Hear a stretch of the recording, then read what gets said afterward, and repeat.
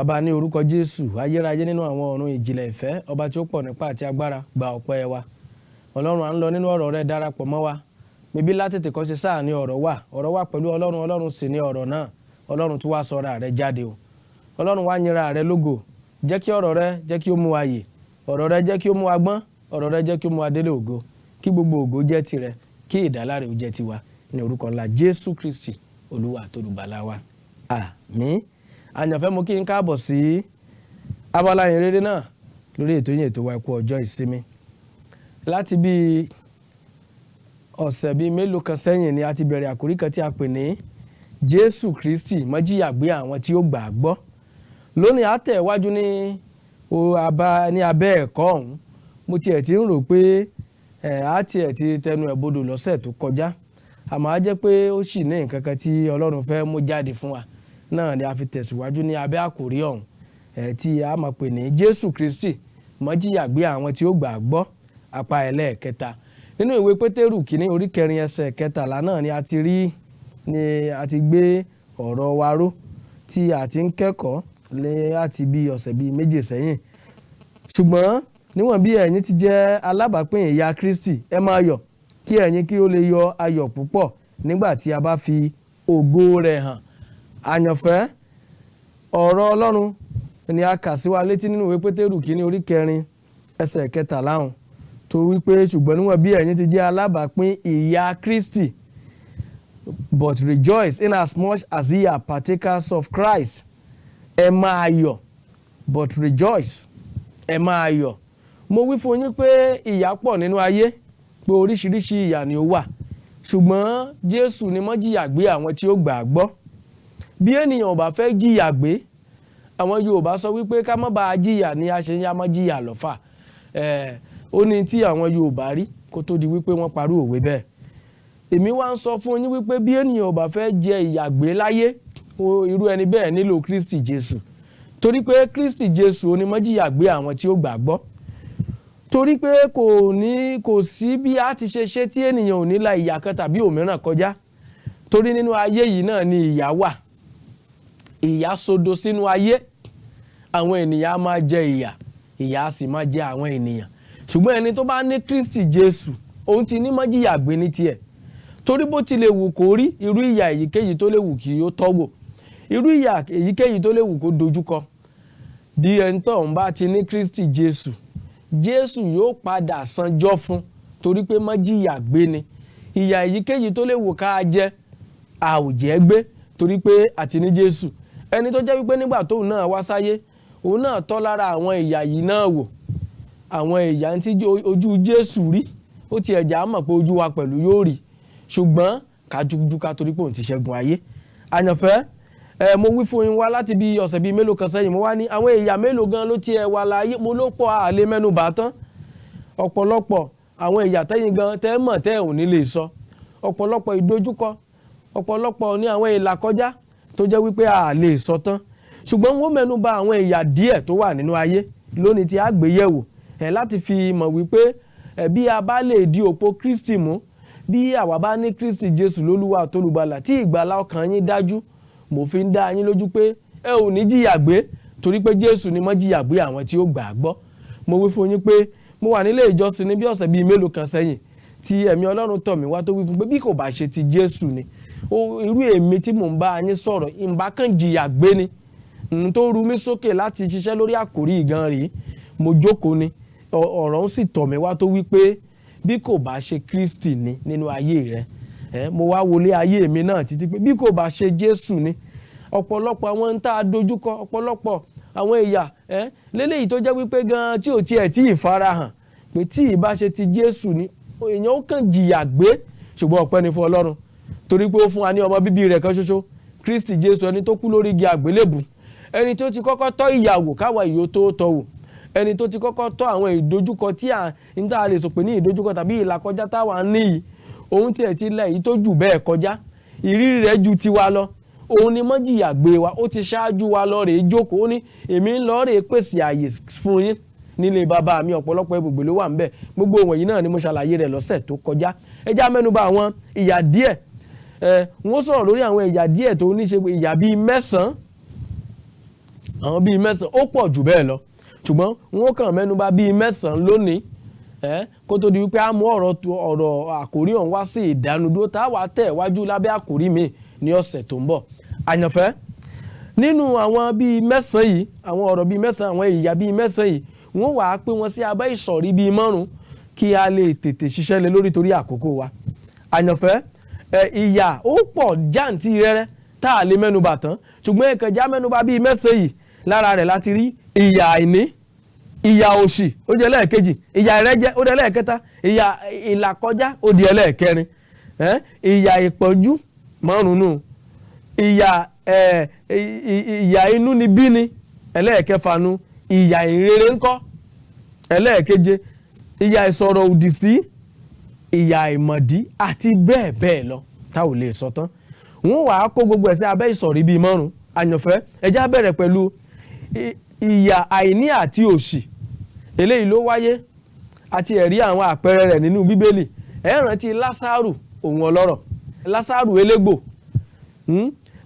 àpẹẹrẹ rẹ̀ àwọn ìyà tó jẹ́ wípé nígbà tí ènìyàn bá ń là kọjá yóò dàbí ẹni wípé ó ti tán náà nu, tí ó dàbí ẹni wípé àbí ẹlẹ́dàá rẹ̀ tiẹ̀ ti kọ̀ sílẹ̀, tí àwọn tí wọ́n rò pé àwọn ń gbádùn àwọn ń fẹ́ láti wọ́n máa wá worú ẹni bẹ́ẹ̀ pé ó ti tán fẹ́lẹ́ yìí, ẹ worú ìgbé ayé náà tó ń gbé.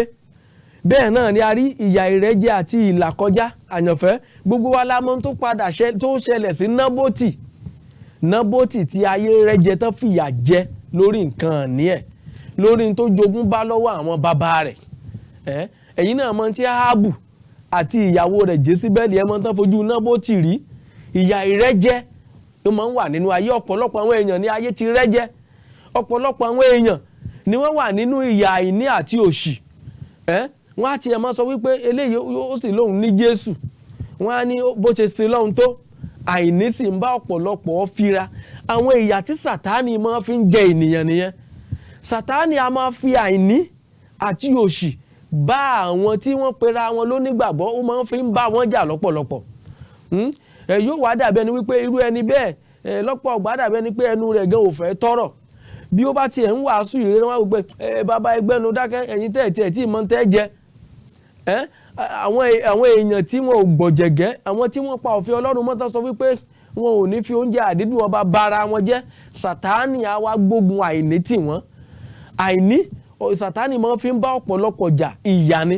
Òṣì Sátánì máa ń fi ń bá ọ̀pọ̀lọpọ̀ jà, ìyà náà ni. Ìyà òṣì àti àìní, ìyà ìrẹ́jẹ bíi ti Nábótì tí mo sọ lẹ́ẹ̀kan, Sátánì a máa fi bá ọ̀pọ̀lọpọ̀ jà. Wọ́n á rẹ́jẹ, wọ́n á ṣì tiẹ̀, wọ́n á fìyà jẹ lórí ọ̀rọ̀ tí ò mọ́wọ́ tí ò mẹsẹ̀, wọ́n á fìyà jẹ lé lórí, wọ́n á rẹ́jẹ, wọ́n á gbẹ́sẹ̀ lé dúkìá ọ̀pọ̀lọpọ̀, wọ́n á gba ẹ̀tọ́ ẹlẹ́tọ̀ọ́ torí pé òun náà òkúkú léèyàn kò lẹ́ni tí ó jà fún, ni ó bá káwọ́ gbéra, ni ó fọwọ́ lẹ́ran tí ó sáàmọ́ wò. A ní ìwífọ́ pé o ò lè jìyà ń gbé torí pé Jésù ni májìyàgbé rẹ. Bó bá ní Jésù lójúlówó ni o. Ìyà ìrẹ́jẹ gẹ́gẹ́ bí a ti rí inú ayé Nábótì.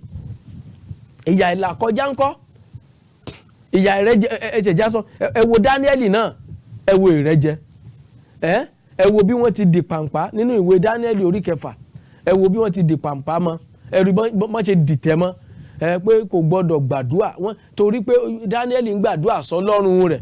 Gẹ́gẹ́ bí a ti rí lọ́pọ̀lọpọ̀ lónìí tí àwọn kan sọ wípé rárá o, ẹni tí ò bá ti ṣe ẹ̀sìn tàwọn pípa lókù táwọn pa, ìrẹ́jẹ, ìyà ìrẹ́jẹ. Pé ó ṣe lè ní ọlọ́run mìíràn, irú ọlọ́run wo lòun gan sìn, ó ṣe lè máa ṣe ẹ̀sìn mìíràn, ẹ̀sìn tiwa ló gbọ́dọ̀ ṣe, tiwa ló gbọ́dọ̀ ṣe. Eléyìí ni ẹ̀sùn tán fi kan Dáníẹ́lì torí pé Dáníẹ́lì ń sin ọlọ́run òtítọ́, torí pé Dáníẹ́lì kọ̀ láti foríbalẹ̀ fóòṣà, torí pé Dáníẹ́lì kọ̀ láti béèrè lọ́wọ́ ọba, Dáníẹ́lì kọ̀ láti béèrè ìrànlọ́wọ́ lọ́wọ́ ènìyàn toró mọ̀ wípé ìrànlọ́wọ́ ènìyàn, ìgbẹ́kẹ̀lé ènìyàn asán ni. Bí kò ṣe pé Ọlọ́run bá ràn yàn lọ́wọ́, ènìyàn ò lè ràn yàn lọ́wọ́. Ọ̀rọ̀ Ọlọ́run yé Dáníẹ́lì bẹ́ẹ̀, ó mọ̀ wípé ènìyàn ò lè rónkóhun gbà bí kò ṣe pé a fi fún un látọ̀run wá. Dáníẹ́lì mọ̀ wípé èmi ó gbójú mi sórí òkè wọn ni, níbo ni ìrànlọ́wọ́ mi yóò ti wá, ìrànlọ́wọ́ mi yóò ti ọwọ́ Ọlọ́run wá, ẹni tó dá ọ̀run wáyé. Dáníẹ́lì mọ̀ pé lọ́wọ́ Ọlọ́run ni ìrànlọ́wọ́ wà. bí Ọlọ́run ò bá ràn yàn lọ́wọ́ kò sẹ́ni tó lè ràn yàn lọ́wọ́ kó tó di wípé ará ilé rẹ àbí aládùúgbò rẹ àbí arákùnrin rẹ àbí arábìnrin rẹ yóò ràn ọ́ lọ́wọ́. Ọlọ́run ni yóò fi sí i lọ́kàn. Bọ́lọ́run ò bá fi ìrànlọ́wọ́ rẹ sọ́wọ́ ẹnìkan kò lè ràn ọ́ lọ́wọ́. Daniel mọ̀ bẹ́ẹ̀ wọ́n sì rẹ́ jẹ wọ́n nítorí pé kò béèrè lọ́wọ́ ọba ó ń béèrè lọ́wọ́ Ọlọ́run ó ń gbàdúrà sí Ọlọ́run rẹ̀ wọ́n sì fìyà jẹ ṣùgbọ́n ṣé Ọlọ́run ò la Daniel ń bẹ̀ ni Daniel ò jìyà gbé àyànfẹ́ Daniel ò jìyà gbé torí wípé Ọlọ́run rẹ̀ gbà á nínú ìwé Daniel orí 6 bí ẹ̀yin náà bá lórí ọ̀fẹ́ lọ́rẹ̀ẹ́ ká Ọlọ́run rẹ̀ gbà á là ó pa kìnìún lẹ́nu mọ́ Jesu Majiyagbe àwọn tí ó gbàgbọ́.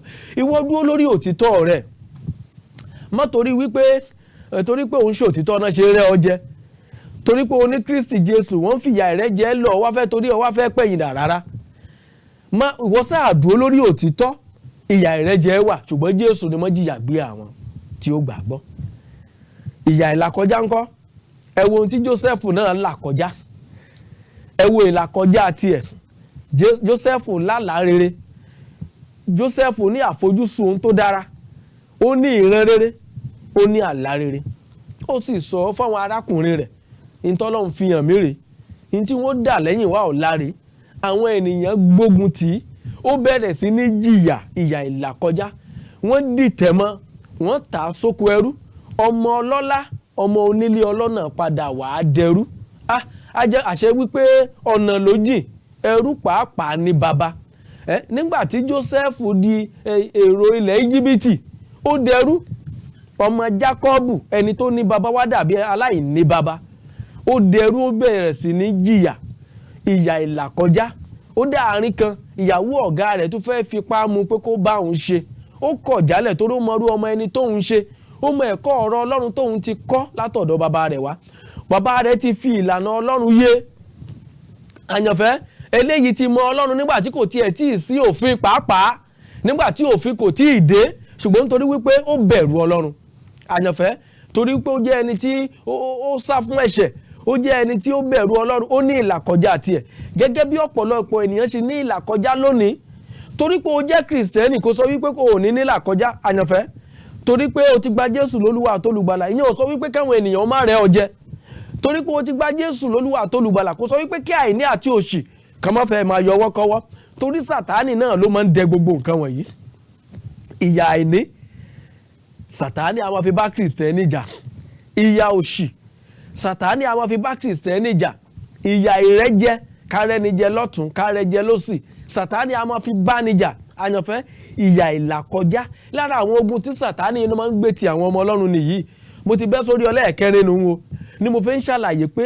Joseph pàápàá la tiẹ̀ náà kọjá ṣùgbọ́n Joseph ò jìyà gbé bí Daniel ò ti jìyà gbé bí Lásárù ò ti jìyà gbé wọ́n ṣàlàyé ti Lásárù ọ̀hún dáadáa nígbà tí a bá máa mú àwọn ilé ìtókù yìí wá a rí Joseph pàápàá náà bẹ́ẹ̀ ẹni tí Ọlọ́run náà vindicate ẹni tí Ọlọ́run tí ó gbé lékè ẹni tí Ọlọ́run ò jẹ́ ó jìyà gbé ọ̀pọ̀lọpọ̀ ní ìpọ́njú olódodo ṣùgbọ́n Ọlọ́run gbà á nínú rẹ̀ gbogbo àyànfẹ́ àwọn olódodo wọn a máa ní ìpọ́njú ní tòótọ́ àwọn olódodo wọn a máa ní ìlàkọjá àwọn olódodo wọn a máa bá tí a ń pè ní ìrẹ́jẹ pàdé àwọn olódodo wọn a máa bá tí a ń pè ní àìní àti òṣì pàdé ṣùgbọ́n èyí kìí ṣe òpin èyí ò túmọ̀ sí wípé Kristi gbàgbé wọn èyí ò túmọ̀ sí pé Ọlọ́run ti gbàgbé rẹ ìta ń wí fún ọ ni wípé Jésù ni Majiyagbe rẹ Jésù ò promise pé ìyà ò ní wáyé Jésù ò ṣèlérí pé kò ní sí ìyà ṣùgbọ́n Jésù ṣèlérí wípé ò ní jìyà gbé mo ṣe ń wí fún ọ ni pé Jésù ni Majiyagbe àwọn tí ó gbàgbọ́ ó ṣeéṣe kí ìyà ó yọjú ó ṣeéṣe kí àwọn ìdojúkọ wà ó ṣeéṣe kí ìrẹ́jẹ náà ó farahàn ó ṣeéṣe kí àìní àti òṣì náà sọ wípé kò sáàyè pé kò sọ́nà láti lọ àìní gbogbo ohun tí Sátánì ń lo àwọn nǹkan wọ̀nyí fún ni wípé láti dá ènìyàn padà lójú ọ̀nà ni láti jẹ́ kí ìrìn àjò ìgbàgbọ́ ó sú ni láti rìn láti mú kí ìrìn àjò ìgbàgbọ́ kí ó dẹ́rù bá ni láti lè má jẹ́ kí àgbélébùú ó ṣe é gbé ni láti lè jẹ́ kí àgbélébùú ó wúwo fún ènìyàn láti rù ni ṣùgbọ́n bí ènìyàn bá lè forí tì í bí ènìyàn bá lè dúó láì yẹsẹ̀ bí ènìyàn bá lè dúó láì gbọ̀jẹ̀gẹ́ bí ènìyàn bá lè gbàgbọ́ pé Jésù mọ̀ ní májìyàgbé mi, pé mo mà ti yá májìyà lọ́fà, mo mà ti ní kí n má bàa jìyà gbé mọ̀ ni mo ṣe ní Jésù. Bí o bá lè forí tì àyànfẹ́, a ní wí fún ọ wípé o ò ní jìyà gbé, torí wípé Lásárù ò jìyà gbé, Dáníẹ́lì ò jìyà gbé, Jósẹ́fù ò jìyà gbé, torí wípé wọ́n ti ní májìyà gbé. Nítòótọ́ wọ́n dojúkọ àwọn ìyà, nítòótọ́ ìyà dojúkọ wọ́n, ṣùgbọ́n síbẹ̀síbẹ̀ wọ́n borí gbogbo àwọn ìṣòro wọ̀nyí. Náà la ṣe rán mi sí ọ náà lónìí o. Lára àwọn ìyà mìíràn náà ni a ti rí ìyà ìmọ̀dí. Ọ̀pọ̀lọpọ̀ ló tiẹ̀ ń jìyà tí ò tiẹ̀ mọ̀ díẹ̀. Àyànfẹ́, n tí ò mọwọ́ mẹsẹ̀ ńlẹ́ lòmíì jìyà rẹ̀, n tí ò kàn án Jésù ẹ̀ṣẹ̀ tí ò dá òun ló kúkú wá jìyà rẹ̀.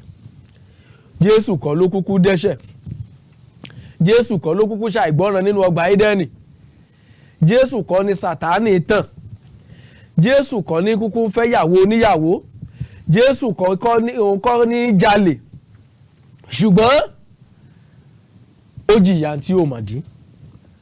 Ìyà ń wò wá kò wá ṣe pé wá jìyà ń gbé rárá o, torí pé a padà ṣe Jésù lógo. Lẹ́yìn ìyà ògo farahàn. Ẹ rí wípé ìkan nínú àwọn olè méjì tí a kàn mọ́ igi àgbélébù pẹ̀lú Jésù, ẹ rí wípé èsì tí ó ń fún èkejì rẹ̀ nígbà tí ìyẹn ti ẹ̀ ń bú Jésù, tó ń sọ fún Jésù pé gba ara rẹ̀ là kí o sì gba àwa náà là pẹ̀lú, ní èkejì rẹ̀ ń dá lẹ́kùn pé àwù àwa sáà tí ẹ̀ mọ́ tá à ń jìyà àwa lé lórí, àwa mọ̀ pé olè là wá, a mọ̀ pé ẹlẹ́ṣẹ̀ ni wá, ń tá a ṣe náà là ń gbà yìí, ìyà ẹ̀ṣẹ̀ tiwa là wá ń jẹ yìí. Àmọ́ ọkùnrin yìí òun ò máa lẹ́ṣẹ̀ lọ́rùn, ń tí ò mọ̀ dímọ̀ ló ń jìyà rẹ̀, ń tá a kàn mọ́gi àgbélébùú sí i kò mà kàn Jésù lọ́wọ́, kò mà kàn lẹ́sẹ̀. Ṣùgbọ́n torí wípé Jésù ti sọra rẹ̀ di májìyàgbé fún gbogbo àwọn tí ó bá gbà á gbọ́, torí pé a ti rán wá sáyé láti wá di májìyàgbé àwọn tí ó bá jẹ́wọ́ rẹ̀ lólúwa àtolùgbàlà, láti wá di májìyàgbé. Ẹ rí wípé àwọn bàbá ni wọ́n jẹ́ èso àjàrà lẹ́yìn kan àwọn ọmọ. Àyànfẹ́, Ádámù òun Éfà ni wọ́n tasẹ̀ àgẹ̀rẹ̀, nípasẹ̀ wọn ni ẹ̀ṣẹ̀ gbà wọnú ayé, nípasẹ̀ wọn ni ẹ̀ṣẹ̀ wọnú gbogbo ìran ènìyàn. Jésù wá sọra rẹ̀ di májìyàgbé ìyà ìmọ̀dí tí ọ̀pọ̀lọpọ̀ ènìyàn ń jẹ. Jésù ni a rán wá sáyé láti wá jẹ́ májìyàgbé àwọn ènìyàn. Iye àwọn tí ó bá wá gbà á gbọ́, iye àwọn tí ó bá jẹ́wọ́ rẹ̀ lólúwa àtolùgbàlà, àwọn náà ni wọ́n ní májìyàgbé o. Bí wọ́n tilẹ̀ dojúkọ ìyà ìmọ̀dí, Jésù yóò gbà wọ́n. Ìyà ìmọ̀dí, ìyà ìsọ̀rọ̀ òdì sí ńkọ́? Ẹ wo ìsọ̀rọ̀ òdì sí lọ́pọ̀lọpọ̀. Wọ́n sọ̀rọ̀ òdì sí Jésù olùgbàlà. Ẹ mọ iye àwọn èèyàn tí wọ́n sọ̀rọ̀ òdì sí ní ìsìn. Ẹ mọ iye àwọn èèyàn tí wọ́n ń la àwọn ẹ̀yà yìí kọjá. A ní wí fún ọ wípé wọ́n lè sọ̀rọ̀ òdì sí ọ. O lè ní àwọn ìlà kọjá bẹ́ẹ̀, ṣùgbọ́n Jésù ni májìyàgbé rẹ. Ìyà ìpọ́njú ńkọ́? Ìyà ìpọ́njú àti ìyà inúnibíni, ẹ jẹ́ n kó méjèèjì papọ̀. Ìyà ìpọ́njú àti inúnibíni, ẹ já wo ìwé ìrere Mátíù orí 10, ìwé ìrere Mátíù orí 10, ìyà ìpọ́njú àti inúnibíni. Jésù pàápàá la gbogbo wọ̀nyí kọjá. Matthew chapter 10, I will read from verse 17. Ṣùgbọ́n ẹ ṣọ́ra lọ́dọ̀ ènìyàn, nítorí wọ́n fi yín lé àjọ ìgbìmọ̀ lọ́wọ́, wọ́n sì nà yín nínú sínágọ́gù wọn. Ẹsẹ̀ 22. A ó sì mú yín lọ síwájú àwọn baálẹ̀ àti àwọn ọba nítorí orúkọ mi, fún ẹ̀rí sí wọn àti sí àwọn kèfèrí. Nígbà tí wọ́n bá sì fi yín lé wọn lọ́wọ́, ẹ má ṣe àníyàn pé báwo tàbí kí ni ẹ̀yin ó wí, nítorí tí a ó fi ohun tí ẹ̀yin ó wí fún yín ní wákàtí kan náà, nítorí pé kì í ṣe ẹ̀yin ni ó ń sọ, ṣùgbọ́n ẹ̀mí bàbá yín ni ó ń sọ nínú yín. Arákùnrin yóò sì fi arákùnrin rẹ̀ fún pípa, àti bàbá yóò fi ọmọ rẹ̀ fún pípa. Àwọn ọmọ yóò sì dìde sí àwọn òbí wọn, wọn ó sì mú kí àpá wọn. Gbogbo ènìyàn yóò sì kórìíra yín nítorí orúkọ mi, ṣùgbọ́n ẹni tí ó bá forí tì títí dé òpin, òun náà ni a ó gbàlà. Ní verse 23. Ṣùgbọ́n nígbà tí wọ́n bá ṣe inúnibíni sí yín ní ìlú yìí, ẹ sá lọ sí òmíràn. Lóòótọ́ ni mo sáàwí fún yín, ẹ̀yin kì yóò lè rékọjá gbogbo ìlú Ísírẹ́lì tán títí ọmọ ènìyàn yóò fi dé. Nígbà tó wá dé verse 25, ó ní ó tọ́ fún ọmọ ẹ̀yìn kí ó dàbí olùkọ́ rẹ̀, àti ọmọ ọ̀dọ̀ kí ó dàbí olúwa rẹ̀. Bí wọ́n bá pe ìbálé ilé ní Bẹ́súbúbù, mélòó mélòó ni àwọn ará ilé rẹ̀. Àyànfẹ́, Jésù náà la gbogbo ìlà kọjá yìí ló ń pè wá sí.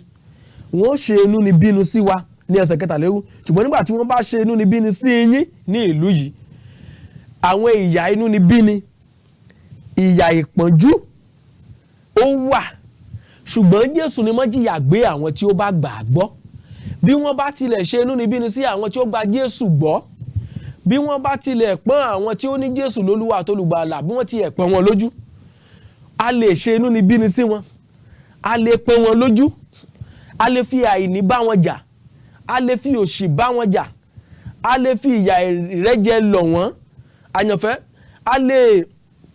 a lè sọ̀rọ̀ òdì sí wọn ìyà ìmọ̀dí àti ti ìlàkọjá náà wọ́n lè nípìn ńbẹ̀ ṣùgbọ́n torí pé wọ́n ní Jésù lólúwa àtolùgbàlà ní tòótọ́ torí pé wọ́n pa òfin Kristi Jésù mọ́ ní tòótọ́ àwọn ti ní Májiyàgbé torí pé wọn ò lè jìyà gbé àyànfẹ́ Jésù fúnra ara rẹ̀ mo sọ fún yín pé kò ṣèlérí pé àwọn ìyà wọn yìí ò ní yọjú ṣùgbọ́n tó ṣèlérí ni wípé àwọn ìyà wọn yìí ò lè borí wa in tó ṣèlérí ni wípé a ò lè jẹ àwọn ìyà náà gbé a ò lè ní àwọn ìlà kọjá bẹ́ẹ̀ kò sì lọ lásán láì lérè àyànfẹ́ èrè ń bẹ ìyà ló wà ní àkókò kan ọjọ́ tí a gba èrè rẹ̀ ń bọ̀ ní kò pẹ́ kò jìnnà eléyìí náà ni Jésù ni ó ń tẹnu mọ́ fún wa níbí bí ẹ bá wo ìwé Jòhánù orí 15 ẹsẹ̀ 23 John 16:33 Jésù sọ fún wa wípé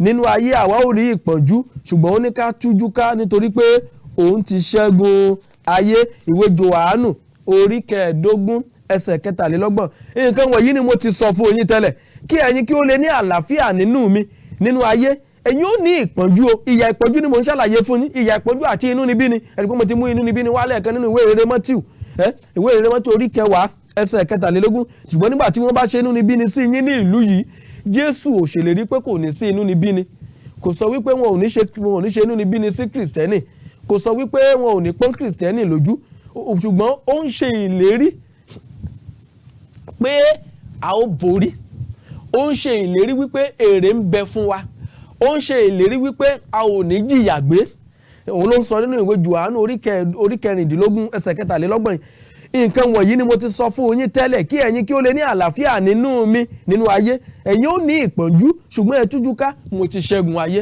ìlérí tí Jésù ṣe nu àyànfẹ́ torí náà Jésù ni Májiyàgbé àwọn tí ó gbàgbọ́ bí ẹ bá lọ sínú ìwé Róòmù torí àkókò wa ìwé Róòmù orí 8 ẹja lọ sínú ìwé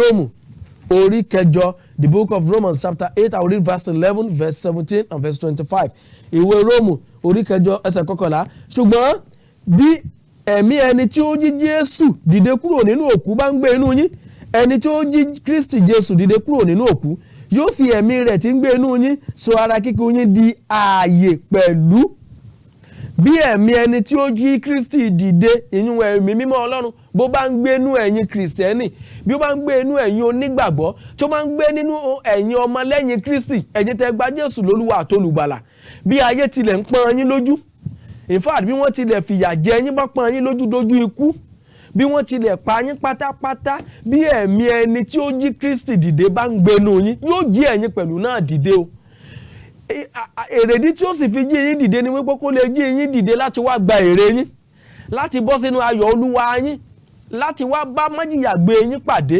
gbogbo ìyà tẹ́ ẹ jẹ nínú ayé gbogbo ìlàkọjá gbogbo ìpọ́njú gbogbo tẹ́ ẹ dojúkọ kẹ́ má bàa jẹ wọ́n gbé àyànfẹ́ nígbà tí a wá dé ẹsẹ̀ 17 ó ní bí àwa bá sì jẹ́ ọmọ ǹjẹ́ ajogún ni àwa ajogún Ọlọ́run àti àjùmọ̀jogún pẹ̀lú Kristi bí ó bá ṣe pé àwa bá jìyà kí a sì lè ṣe wá lógo pẹ̀lú rẹ̀ bí ó bá ṣe pé àwa bá jìyà thank you bí èdè Yorùbá ń ṣe sọ bí ó bá ṣe pé àwa bá jìyà if so be that we suffer with him ẹni tí ó bá Jésù rìn ẹni pé àwọn ọmọ sẹ́bẹ̀dẹ̀ méjèèjì ìyá àwọn kó wọn wá sọ́dọ̀ Jésù ó wá ń bi Jésù ní ìbéèrè ó ní dákun mo fẹ́ kí ọ̀kan jókòó lọ́wọ́ ọ̀tún kékejì ó jókòó lọ́wọ́ òsì Jésù sọ wípé ǹjẹ́ wọ́n lè mú nínú ago tèmi ó mu nínú ago ìpọ́njú nínú ago ìyà nínú àwọn ìdojúkọ àti àwọn ìlàkọjá tí wọ́n là kọjá ǹjẹ́ àwọn pẹ̀lú náà ṣe tán wọ́n wá dá àwọn náà ṣe tán wọ́n náà ó mú nù rẹ̀ Jésù ní lóòótọ́ ni ẹ ó mú bẹ́ẹ̀ torí dandan lélẹ́yìn ṣùgbọ́n láti jókòó lọ́wọ́ ọ̀tún láti àti lọ́wọ́ òsì kò sí ní káwọ́ òun, ó wà láwọ́ Ọlọ́run. Ọlọ́run ní máa ń yan ènìyàn sípò, Ọlọ́run ní máa ń gbé ẹnìkan ga, ní máa ń rọ ẹnìkan sísàlẹ̀, òní máa ń sẹni tí ó jókòó lọ́wọ́ ọ̀tún àtẹni tí ó jókòó lọ́wọ́ òsì. Ìyí tí mò ń fà yọ ni wípé Jésù acknowledge ẹ̀, àwọn ọmọ yẹn fúnra wọn kọ́kọ́ acknowledge ẹ̀ pé lóòótọ́ làwọn ẹni bá ti gba Jésù lólúwa àtolùgbàlà, òun náà pẹ̀lú ti gba ìyà Jésù pẹ̀lú, òun náà ti lẹ́tọ̀ọ́ sínú ìyà Jésù, kóun pẹ̀lú ó lè ní ẹ̀tọ́ nínú ògo Jésù. Ajogún ni àwa, ẹ̀gbọ́n ní ẹsẹ̀ kẹta, bí àwa bá sì jẹ́ ọmọ, nígbà tó bá ti di ọmọ Ọlọ́run, ǹjẹ́ ajogún ni àwa, ajogún Ọlọ́run àti àjùmọ̀jogún pẹ̀lú Kristi, bí ó bá ṣe pé àwa bá a jìyà kí a sì lè ṣe wá lógo pẹ̀lú rẹ̀. Ẹsẹ̀ kejìlélógún, torí mo ṣírò rẹ̀ pé ìyà ìgbà ìsinsìnyí kò yẹ láti fi ṣe àkàwé ògo tí a ó fi hàn nínú wa. Gbogbo àwọn ìyà tá wá ń dojúkọ yìí, àwọn ìdojúkọ yìí, àwọn ìlàkọjá yìí, àwọn àìní ìsinsìnyí, àwọn òṣì ìsinsìnyí, aṣọ tí ò pé méjì tí ò pé mẹ́ta, wọ́n lè máa bú yín, ẹ̀yin má bínú, ẹ̀yin ẹ forí tì í pé oúnjẹ tó ti ń gbàdúrà gan aṣọ rẹ̀ ò tí ẹ pé mẹ́ta, wọ́n má dá wọn lóhùn, sáà dojúkọ bí òun lọ, dojúkọ Kénáánì, dojúkọ Jerúsálẹ́mù tọ̀run tó ń lọ, ìwọ sáà dojúkọ Kristi Jésù, ìwọ má gbọ̀jẹ̀gẹ́. Wọ́n lè fẹ́ fowó ra conscience yẹ, wọ́n lè fẹ́ fowó rẹ̀ rí ọkàn rẹ̀, ìwọ má gbà. Wọ́n lè fẹ́ fi ọ̀rọ̀ dúdùn, wọ́n lè fẹ́ fi tàn ọ́ kúrò lójú ọ̀nà, ìwọ má gbà. Wọ́n lè sọ wípé rárá ẹni tó bá ti gba Jésù lólúwa àtolùgbàlà kèé jìyà mọ́, àwọn kèé rà àwọn owó mọ́, owó máa ń wọlé tọ̀, ìran náà ń pa fún ọ. Èmi ò sọ wípé pé a ò lè lówó ná, a ò lè rí lò, ṣùgbọ́n mò ń ṣàlàyé wípé ohunkóhun èyíkéyìí tí ó bá gbé wá torí ìgbàlà ọkàn rẹ̀, wọ́n má sáà gbọ̀jẹ̀gẹ́. Owó tọ́lọ́run bá ṣe fún ọ ni kó gbà, èyí tọ́lọ́run bá pèsè fún ọ náà ni kó ná, bí Ọlọ́run bá ṣe ní kó rìnrìn àjò rẹ ni kó ṣe máa rìn. Torí at one point or the other, àwọn ìyà tá à ń sọ̀rọ̀ nípa rẹ̀ yìí yóò farahàn. Jésù ò ṣèlérí wípé ńgbà tó bá ti gbà ń gbọ́ pé àwọn ìyà yìí ò ní wáyé, kò ṣèlérí wípé o ò ní rí ìpọ́njú, kò ṣèlérí wípé o ò ní rí inúnibíni, kò ṣèlérí pé o ò ní rí àwọn ìlàkọjá wọ̀nyí, ṣùgbọ́n tó ṣèlérí ni wípé o ò ní jìyà gbé, tújú ká bó ti ṣẹ́gun ayé, èrè ń bẹ fún ọ. Bí ó bá ṣe wípé wá bá a jìyà, a ó wà bá ọ pínú ògo rẹ̀ pẹ̀lú. Nígbà tí a wá tẹ̀síwájú nínú ọ̀rọ̀ Ọlọ́run ní ìsìn, ó nítorí mo ṣírò rẹ̀ pé ìyà ìgbà ìsinsìnyí kò yẹ láti fi ṣe àkàwé ògo tí a fi hàn nínú wa. Ní ẹsẹ̀ 19, nítorí ìfojúsọ́nà tí ẹ̀dá ń dúró de ìfihàn àwọn ọmọ Ọlọ́run. Àjọ̀fẹ́, ẹ jẹ́ kí n lọ sí ẹsẹ̀ 24 àti ẹsẹ̀ 25 torí àkókò wa. Ó ní nítorí ìrètí ni a fi gbà wàhálà, ṣùgbọ́n ìrètí tí a bá rí kì í ṣe ìrètí nítorí ta ní ìrètí ohun tí ó bá rí, ṣùgbọ́n bí àwa bá ń retí èyí tí àwa kò rí, ǹjẹ́ àwa ń fi sùúrù dúró dè é. Ẹ fi sùúrù dúró, ẹ dúró nínú ìfẹ́ Ọlọ́run, nítorí wípé bí a bá bá Jésù jìyà, dandan náà ni kí a bá jọrọ̀. Nígbà tí a bá ṣe àfihàn ògo Kristi, a bá ṣe àfihàn tiwa náà. Nígbà tí Jésù yóò bá dúró níwájú Baba, àwa náà pẹ̀lú àwa bá lè dúró, àwa yóò wá di àjùmọ̀jogún pọ̀ pẹ̀lú Kristi Jésù. Àyànfẹ́, oríṣiríṣi ìyà ló wà nínú ayé, ṣùgbọ́n Jésù ni Majiyagbe wa. Mo sọ fún yín wípé àìní àti òṣì ó jẹ́ gbòógì nínú àwọn ìyà tó máa ń dojúkọ Kristẹni. Àìní àti òṣì ó jẹ́ gbòógì nínú ìyà tó máa ń dojúkọ àwọn olódodo. Sátánì máa fi ń bá wọn jà lọ́pọ̀lọpọ̀. Àyànfẹ́, kì í ṣe ètò Ọlọ́run fún ènìyàn láti jẹ́ olòṣì tàbí láti ya aláìní. Kì í ṣe ètò Ọlọ́run fún Kristẹni láti di wípé wọ́n rẹ́ jẹ. Kì í ṣe ètò Ọlọ́run ni wípé kí ìpọ́njú àti inúnibíni ó dé sí wa. Kì í ṣe ètò Ọlọ́run wípé kí a máa jẹ ìyà àìmọ̀dí tàbí ìsọ̀rọ̀ òdì sí. Kì í ṣe ètò Ọlọ́run kí a máa jìyà ìhìnrere. Ṣùgbọ́n nítorí wípé Sátánì ní máa ń gbé ìdánwò ọ̀hún wá. Tó bá ti rí wípé àwọn ìwọ̀n yìí wọ́n fẹ́ lọ, ètò Sátánì ní àwọn irinṣẹ́ tó ń lò nìyẹn. Àwọn tí wọ́n fi ń bá àwọn ọmọ Ọlọ́run jà nìyẹn. Jésù ò sọ wípé Sátánì ò ní gbógun tì wá, ṣùgbọ́n sọ wípé ó ṣèlérí wípé àwa yóò borí rẹ̀. Ó ṣèlérí wípé gbogbo ìyà tó lè wò ká dojúkọ pé a ò ní jìyà gbé. Àyànfẹ́, Pétérù má béèrè nígbà tí àwọn ọmọ ẹ̀yìn Jésù tán wò títí tán rí wípé ọkùnrin ọlọ́rọ̀ ni tó wá, ẹni tí wọ́n ti kọ́kọ́ rò wípé òun ló yẹ jù, ṣùgbọ́n láàárín ìṣẹ́jú ọ̀hún náà ló sì di ẹni àìyẹmọ́ tó lọ pẹ̀lú ìbànújẹ́. Àwọn ọmọ ẹ̀yìn pàápàá jùlọ Pétérù béèrè ìbéèrè tó rú lójú Pétérù béèrè ohun tó rú lójú nípa ìyà ìrere torí ìyà pẹ̀lú náà máa ń wà nínú ìrere. Àwọn ajíhìnrere àwọn ni wọ́n lè ròyìn tí ojú àwọn máa ń rí. Àwọn tí wọ́n gbé ìrere lọ́wọ́ tí wọ́n ń wàásù rẹ̀, àwọn tí wọ́n gbé ojúlówó ìrere lọ́wọ́ tí wọ́n ò gbọ̀jẹ̀gẹ́ tí wọ́n ò yẹsẹ̀, àwọn bàbá wòlíì tòótọ́, àwọn ìránṣẹ́ Ọlọ́run alààyè tòótọ́ tí wọ́n dúró lójú ọ̀nà ìgbàgbọ́ tí wọ́n dúró tiri, àwọn nìkan ni wọ́n lè mọ tí ojú àwọn rí, àwọn nìkan ni wọ́n lè ní òye tí mò ń ṣàlàyé yìí. Àwọn gan ni ọ̀rọ̀ tí mò ń sọ yìí lè yé púpọ̀ ní tí à ń pè ní àwọn ìyà ìrere àti ìdojúkọ. Pétérù wá béèrè tó rú lójú bẹ̀ torí pé ìyà náà wà nínú ìrere. Ìyà ìrere àwọn tó yẹ kí a jẹ, àwọn tó yẹ ká gbádùn, àwọn tó yẹ ká fẹlá nínú rẹ̀ ṣùgbọ́n tí ìrere ò fàyè gbà. Torí wípé kí a lè jèrè Paul apostoli nígbà mìíràn a sí ara rẹ̀ ní ẹran jíjẹ kìí ṣẹ̀ṣẹ̀ ṣùgbọ́n torí pé kó lè gbá ọkàn là Sọ́ọ̀lù yóò wá sí ara rẹ̀ nípa ẹran jíjẹ nígbà míì.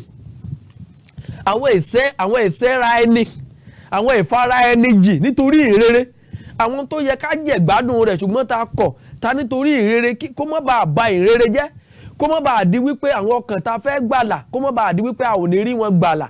Àwọn ìṣẹ́ra ẹni, àwọn ìfara ẹni jì kìí kú ṣe pé bí a bá ṣe àwọn nǹkan wọn ni pé yóò dẹ̀ṣẹ̀, pé bàbá jẹran pé ẹ̀ṣẹ̀ ni, pé bàbá ní káwa náà ó jẹ oúnjẹ tó dùn ká gbádùn ara wa pé kú ṣe pé ẹ̀ṣẹ̀ ṣùgbọ́n kí ìrere ó lè lọ síwájú. Ọjọ́ ń bọ̀ tí wọ́n sọ̀rọ̀ lórí àkòrí tí Paul ti ń ṣàlàyé wípé ìdè rẹ̀ ó mú ìrere tẹ̀síwájú. Torí náà Pétérù wá béèrè tó rú lójú nípa ìyà ìrere lọ́wọ́ Jésù nínú ìwé ìrere Matthew orí 19 Matthew chapter 19 ó béèrè tó rú lójú nípa ìrere ńbẹ̀, Jésù sì fún lésì rẹ̀.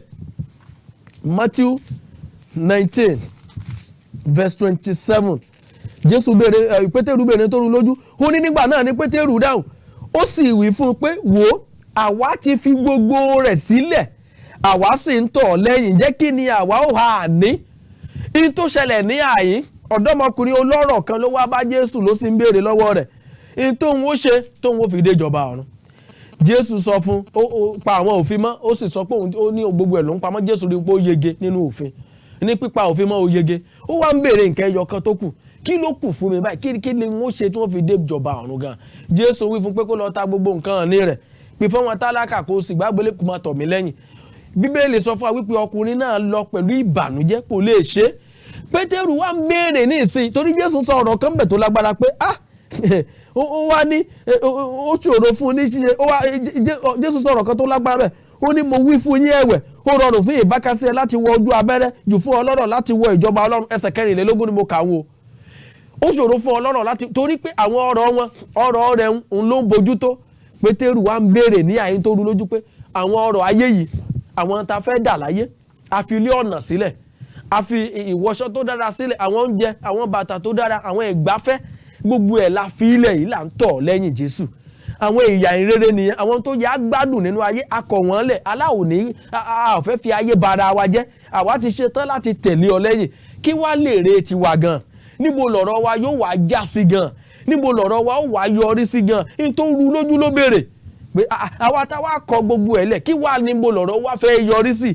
Jésù fún lésì ní ẹsẹ̀ tí ó tẹ̀lé ẹsẹ̀ 22. Jésù sì wí fún pé lóòótọ́ ni mo wí fún yín pé bí ẹ̀yin tẹ́ ń tọ̀ mí lẹ́yìn ní ìgbà àtúnbí nígbà tí ọmọ ènìyàn yóò jókòó lórí ìtẹ́ ògo rẹ̀, ẹ̀yin ó sì jókòó pẹ̀lú ìtẹ́ 12, ẹ̀yin ó sì máa ṣe ìdájọ́ àwọn ẹ̀yà Ísírẹ́lì 12. Kò tán síbẹ̀ o, ẹ wá máa wo ẹsẹ̀ 29 eléyìí tí ó jẹ́ fún gbogbo wa ó wá àti gbogbo ẹni tí ó fi ilé sílẹ̀. Ẹ mọ̀ God, take note of that place. Eléyìí ni ìlérí tèmi pẹ̀lú tìrẹ báyìí o. Nígbà tí Pétérù béèrè tó rú lójú, Jésù wá dá lóhùn, gbogbo ẹ̀yin òjíṣẹ́ Ọlọ́run tòótọ́, ẹ̀yin ìránṣẹ́ Ọlọ́run, ẹ̀yin tẹ́ ẹ gbọ̀jẹ̀gẹ́ tẹ́ dúró nínú òtítọ́, tẹ́ ń fi ọ̀rọ̀ Ọlọ́run kàn àwọn ènìyàn tí ẹ ò gbàbẹ̀ tẹ́lẹ̀, tẹ́ ò jẹ́ kí wọ́n fowó ra òótọ́ kúrò lẹ́nu yín, tí wọ́n ò fowó ra ẹ̀rí ọkàn yín, tí wọ́n ò fi ipò gbé yín dànù, torí pé ẹ̀yin náà fẹ́ di alága, ẹ̀yin náà fẹ́ di ẹ fẹ́ joyè olùṣọ́ àgùntàn ńlá, ẹ fẹ́ di nǹkan tẹ́ ẹ̀ torí bẹ́ẹ̀ àwọn kan nípa bẹ́ẹ̀ wọ́n ti wọnú ayé, nípa bẹ́ẹ̀ wọ́n ti compromise, nípa bẹ́ẹ̀ wọn ò dúró lọ́dọ̀ Ọlọ́run mọ́ nǹkan fẹ́ dà láyé ni wọ́n dà ṣùgbọ́n ẹ̀yin tẹ́ dúró ni mò ń bá wí yìí o ẹ̀yin ojúlówó ọmọ Ọlọ́run ẹ̀yin ojúlówó ìránṣẹ́ Ọlọ́run ẹ̀yin tẹ́ ò gbọ̀jẹ̀gẹ́ ẹ máa gbọ́ ìlérí ayọ̀ tiyín o ẹ máa gbọ́ ẹja máa gbọ́ ìlérí ayọ̀ wa ó ní àti gbogbo ẹni tí ó fi ilé sílẹ̀ tàbí arákùnrin tàbí arábìnrin tàbí bàbá tàbí ìyá ó ní tàbí ọmọ tàbí ilẹ̀ nítorí orúkọ mi wọ́n ó rí ọrọ̀ ọ̀run gbà wọ́n ó sì jogún ìyè àìnípẹ̀kun wọ́n ó rí ọrọ̀ ọ̀run gbà wọ́n ó sì jogún ìyè àìnípẹ̀kun wọ́n ó rí ọrọ̀ ọ̀run gbà. They shall receive 100-fold and shall inherit everlasting life. Jesu Majiyagbe àwọn tí ó gbàgbọ́. Nígbà tí Lásárù wọn lọ́rọ̀ ẹja wo ìtàn Lásárù wọn lọ́rọ̀ ìwé ìrere Lúùkù orí 15 Luke chapter 16 from verse 19 síwájú. Nígbà tí ọlọ́rọ̀ ń gbádùn tiẹ̀ ìwé ìrere Lúùkù orí 15 Luke chapter 16 from verse 19. Ẹ máa wo ayé ń wo Lásárù nígbà náà ọlọ́rọ̀ ń wo Lásárù bí ẹni wípé ẹni tó ti tán fún ọlọ́rọ̀ ń wo Lásárù bí ẹni tí ò ráyé wá àwọn ènìyàn gan wá máa wo Lásárù elégbò bí ẹni wípé ẹni tí àyànmọ́ rẹ̀ ò dáa bí ọ̀pọ̀lọpọ̀ ti máa ń wo ẹlòmíì wọn ò tiẹ̀ fẹ́ mọ̀ bóyá ó ní ìfòróróyàn ṣùgbọ́n nítorí pé kò tí ní ọkọ̀ ayọ́kẹ́lẹ́ torí pé kò tí ì ní mọ́tò bẹ̀m̀bẹ̀ torí pé kò tí ì kọ́lé jàǹtìrẹrẹ wọn lélẹ̀ yóò ní ìfòróróyàn jàre wọn á ní kò ní àná tí bàbá ẹ má mà torí ẹ̀ gbọ̀jẹ̀gẹ́ ẹ má mà torí ẹ̀ forí sábẹ́ àwọn aláwò ẹ má mà torí ẹ̀ sọ pé ẹ lọ dọ́gbọ́n sí kì í máa ṣe nípa ilé tó pọ̀ tí wọ́n kọ́ yẹn tàbí nípa mọ́tò tí wọ́n rà láfíìmọ̀ àwọn ọmọ Ọlọ́run kì í máa ṣe nípa bẹ́ẹ̀ láfíìmọ̀ àwọn tí ó ní àyànmọ́ dáradára ayé náà máa wo Lásárù bẹ́ẹ̀ nígbà kan wọ́n ní eléyìí ò tiẹ̀ já mọ́ nǹkan kan ọlọ́rọ̀ yẹn ń wò bí ajá ọlọ́rọ̀ gan fẹ́ ó ní láárí lójú ọlọ́rọ̀ ju Lásárù lọ ẹjá wo ìwé ìrere Lúùkù orí 16 láti ẹsẹ̀ 19 ó ní ìjẹ́ ọkùnrin ọlọ́rọ̀ kan wà tí ó ń wọ aṣọ elése àlùkò àti aṣọ àlà dáradára a sì máa jẹ dídùn lójoojúmọ́ alágbe kan sí wà tí à ń pè ní Lásárù tí wọ́n máa ń gbé wá kalẹ̀ lẹ́bàá ọ̀nà ilé rẹ̀ ó kún fún egbò orúkọ méjì ni Lásárù ń jẹ́ orúkọ méjì burúkú kan ni wọ́n tún fi kún orúkọ rẹ̀ alágbe làkọ́kọ́ elégbò lẹ́lẹ́ẹ̀kejì àwọn orúkọ tí ò dáa àwọn àyànmọ́ tí ò dáa táwọn èèyàn pọ̀n láyé ni wọ́n fi kún orúkọ rẹ̀ fún alágbe làkọ́kọ́ ó burú jáì ẹlẹ́ẹ̀kejì elégbò àbẹ́ ẹ̀rí báyìí ẹ̀rí nǹkan tí wọ́n fi qualify yẹ alágbe ni elégbò ni ṣùgbọ́n èèyàn ò sọ wípé kó má dúró tìrì nínú ìgbàgbọ́ ìyẹn ò sọ wípé kó má jẹ ọmọ Ọlọ́run ìyẹn ò sọ wípé kó dìdàkudà ìyẹn ò sọ wípé kọ́lọ́run ó kórìíra ẹ̀ àìní àti òṣì ò yẹ kó mú ìyapa sáàrin ìwà àti Ọlọ́run ìlàkọjá rẹ àti ìdojúkọ rẹ ìyà tó ń jẹ ní ìsinsìnyí kò sọ wípé ò kì í ṣọmọ Ọlọ́run mọ́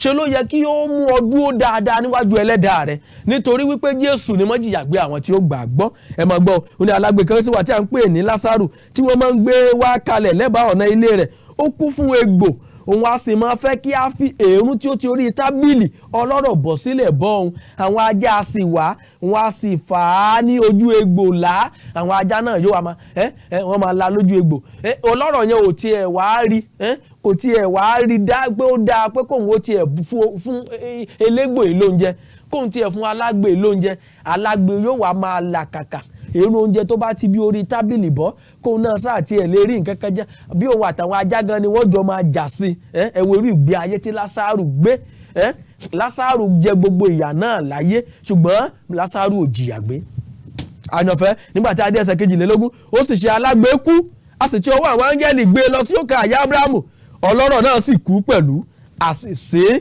nígbà tó dé ẹsẹ̀ 23 ní ipò òkú ni ó gbé ojú rẹ̀ sókè ó ń bẹ nínú ìṣẹ́ oró ó sì rí Ábúráhámù ní òkèrè àti Lásárù ní ọkàn àyà rẹ̀ ó sì ké wípé bàbá Ábúráhámù ṣàánú fún mi kí o sì ràn Lásárù kí ó tẹ oríka rẹ̀ bọ omi kí ó sì fi tù mí ní ahọ́n nítorí èmi ń joró nínú ọ̀wọ́ iná yìí ṣùgbọ́n Ábúráhámù wípé ọmọ rántí pé nígbà ayé rẹ ìwọ ti gba ohun rere tirẹ̀ àti Lásárù ohun búburú ṣùgbọ́n ní ìsinsìnyí ara rọ̀ ìwọ sì ń joró àyànfẹ́ Jésù ni Májiyagbe rẹ ayé lè sọ wípé ìyà ló ń jẹ ní ìsinsìnyí ayé lè máa fi ara ní ọ ní ìsinsìnyí ayé lè máa fi ìyà jẹ ọ ní ìsinsìnyí ayé lè máa pọ́n ọ lójú ní ìsinsìnyí ayé lè máa rẹ́ ọ jẹ ní ìsinsìnyí ṣùgbọ́n ọjọ́ ń bọ̀ wá tí ara yóò tù ọ́ ọjọ́ ń bọ̀ wá tí Májiyagbe rẹ yóò farahàn ọjọ́ ń bọ̀ wá tí Majiyagbe rẹ yóò sọ wípé ìyà rẹ dópin. Ọjọ́ ń bọ̀ wá tí a ó gbà kúrò nínú ìyà àti òṣì. Ọjọ́ ń bọ̀ wá tí a ó gbà kúrò nínú ìrẹ́jẹ ayé. Ọjọ́ ń bọ̀ wá tí a ó gbà kúrò nínú inúnibíni. Ọjọ́ ń bọ̀ wá tí a ó gbà kúrò nínú ìyà ìrere. Lọ́jọ́ tí ìwọ pẹ̀lú yóò wá máa jọrọ̀ pẹ̀lú ẹlẹ́dàá rẹ. Lọ́jọ́ tí ìwọ pẹ̀lú yóò wá dúró pẹ̀lú ẹlẹ́dàá rẹ. Lọ́jọ́ tí ìwọ pẹ̀lú yóò gba èrè iṣẹ́ ọwọ́ rẹ. Ǹjẹ́ o ṣe tán? Torí pé Jésù ni Majiyagbe àwọn tí ó gbàgbọ́. Àlàáfíà ní fún ọkàn rẹ àyànfẹ́. Bí ìwọ náà bá ṣe tán láti ní Majiyagbe yìí lónìí. Bí ìwọ náà bá ṣe tán láti dúró ti Kristi Jésù Majiyagbe àwọn tí ó gbàgbọ́. Gbé ọwọ́ rẹ sókè àyà rẹ. Sọ pé Jésù Olúwa, mo ti tún gbọ́rọ̀ rẹ lónìí. Ìwọ mà ní Majiyagbe àwọn tí ó gbàgbọ́. Mo bẹ̀ ọ́ nítorí náà, wá di Majiyagbe mi náà. Wá gbọ́kàn mi là. Sọ ọkàn mi di mímọ́. Fún mi ní ẹ̀mí mímọ́ rẹ. Bẹ̀rẹ̀ sí ní jẹ́wọ́ ẹ̀ṣẹ̀ rẹ níwájú rẹ̀. Sọ wípé kó wá gbà ọ́. Gba Jésù lólúwa àtolùgbà pé wá gbà mí lónìí. Mo mọ̀ wípé ìyà ìsinsìnyí kò tó ọrọ̀ tí ó ń bọ̀ wá fún mi. Mo mọ̀ wípé ìyà ìsinsìnyí kò tó ògo tí a fi hàn nínú mi ní ìkẹyìn. Torí náà mo jẹ́wọ́ rẹ lólúwa àtolùgbàlà. Gbọ́kàn mi là, sọ ọkàn mi di mímọ́, kó sì fún mi ní ẹ̀mí mímọ́ rẹ. Ní orúkọ ńlá Jésù Kristi olúwa àtolùgbàlà wa. Àmín. Bí o bá rádùn ẹ̀yẹn gbà, mo kí ẹ kú oríire o. Àdúrà mi ni wípé ọwọ́ Ọlọ́run ọ̀gá ògo, ọwọ́ Ọlọ́run ọ̀gá ògo kó wà lára rẹ. Ọlọ́run kó gbọ́kàn rẹ là, kó sọ ọkàn rẹ di mímọ́, kí ó sì fi ẹ̀mí mímọ́ rẹ̀ kúnnú rẹ. Jésù Majiyagbe àwọn tí ó gbàgbọ́, kí ó jẹ́ Majiyagbe rẹ. Ìwọ pẹ̀lú òní jìyà ń gbé, èmi pẹ̀lú òní jìyà ń gbé. Gbogbo àwọn ọmọ Ọlọ́run káàkiri àgbáláyé a ò ní jìyà gbé ní orúkọ Jésù Kristi olúwa àtolùgbàlà wa. Àmín. Ẹ má yí kúrò ńbẹ̀, ẹ jẹ́ àdókè lọ́hùn ná kí n lè fún yín ní ìdánwò ìmọ̀ Bíbélì. Mo ń padà bọ̀. Mo yọ̀ púpọ̀ pé bàbá wa ọ̀run sọ ti fẹ́rẹ̀ nínú ètò fún mi. Mo rọ̀mù yanu nínú Bíbélì, èyí ṣọwọ́jú pé Jésù. Inú wa dùn láti gbà yín padà lórí ìkànnì KAFTAN TV Yorùbá, pàápàá jùlọ lórí ètò yín ètò wa ẹ̀kọ́ ọjọ́ ìsinmi. Ìdánwò ìmọ̀ Bíbélì náà ni ó ń kọjá sórí ojú móhùnmáwòrán yín. Ní ọ̀sẹ̀ tí ó kọjá náà ni mo béèrè pé níbo ni a ti lè rí ọ̀rọ̀ yìí nínú ìwé mímọ́. Bí ó bá ṣe pé ní kìkì ayé yìí nìkan ni àwa ní ìrètí nínú Kristi, àwa já sí òtòṣì jùlọ nínú gbogbo ènìyàn. Ọ̀pọ̀lọpọ̀ àwọn èèyàn ni wọ́n sì tẹ àtẹ̀jíṣẹ́. Ọ̀pọ̀lọpọ̀ àwọn tí ó tẹ àtẹ̀jíṣẹ́ yìí náà ni wọ́n gbà á. Mo mọ̀ọ́mọ̀ fún yín ní ìbéèrè tí ó dàbí ẹni wípé ó rọrùn wọn nítorí pé ó wà nínú ẹ̀kọ́ tí a ṣẹ̀ṣẹ̀ kọ́ tán ní ọ̀sẹ̀ tí ó kọjá ọ̀hún ní abẹ́ àkòrí gbòòrò tá pè ní Jésù Majiyagbe àwọn tí ó gbàgbọ́. Nínú ìwé Kọ́ríńtì kínní orí 15 ẹsẹ̀ 19 náà láti lè rí ọ̀rọ̀ yìí. 1 Corinthians chapter 15 verse 19. Ìdánwò ìmọ̀ Bíbélì ti ọ̀sẹ̀ yìí. Níbo ni a ti lè rí ọ̀rọ̀ yìí nínú ìwé mímọ́, pàápàá jùlọ nínú ìwé ìhìnrere. Àwọn ìwé ìhìnrere mẹ́rin tí ó wà nínú Bíbélì, the first synoptic gospel.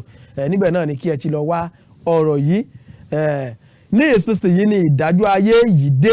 Ní ìsinsìnyí ni a ó lé aládé ayé yìí jáde. Níbo ni ta ni ó sọ ọ̀rọ̀ yìí? Eléyìí àkọ́kọ́. Ẹlẹ́ẹ̀kejì, níbo ni a ti lè rí nínú ìwé mímọ́? Ìbéèrè méjì ni ó so papọ̀ sínú ìbéèrè ti ọ̀sẹ̀ yìí. Ta ni ó sọ ọ̀rọ̀ yìí? Ní ìsinsìnyí ni ìdájọ́ ayé yìí dé. Ní ìsinsìnyí ni a ó lé aládé ayé yìí jáde. Ta ni ó sọ? Àti pé níbo la ti lè rí nínú ìwé mímọ́, pàápàá jùlọ nínú ìwé ìhìnrere nínú Bíbélì. Ẹ kọ orúkọ yín, ibi tí ẹ ti ń tàtẹ̀jíṣẹ́, ìdáhùn yín àti nẹ́tíwọ̀kì ẹ̀rọ ìbánisọ̀rọ̀ yín ẹ fi ránṣẹ́ sí orí ẹ̀rọ ìbánisọ̀rọ̀ mi 08030778593. Bí ẹ̀yin náà bá sì ní ohunkóhun láti béèrè tàbí ohunkóhun fún àlàyé, nọ́mbà mi náà ní kí ẹ pè. Títí di ọjọ́ mẹ́jọ tá lórí ọ̀fẹ́ láti mọ pàdé lórí ètò yín ètò wa ẹ̀kú ọjọ́ ìsinmi. Orúkọ mi ò yí padà. Bẹ́ẹ̀ ni Olúwakinyeye lórúkọ tèmi jẹ́, èmi náà ni atọ́kùn àti olóòtú ètò ẹ̀kọ́ ọjọ́ ìsinmi. Títí dìgbà náà mo kó yín sí abẹ́ oore ọ̀fẹ́ Ọlọ́run Kristi Jésù. Oore ọ̀fẹ́ Ọlọ́run kó má ṣe fi yín sílẹ̀ o. Àánú Ọlọ́run kó rọ̀gbà yín ká o. Títí dìgbà náà tí Jésù kò wá tí ì dé tó sì fẹ́ kí a tún pàdé lórí ètò. Ẹ máa wà ní àlàáfíà, ẹ máa gbé ní àìléwu ní orúkọ Jésù Kristi olùgbàlà wa. Ó dàbọ̀. KAFTAN TV Yorùbá, ṣàfojúsùn ayé tó rẹwà.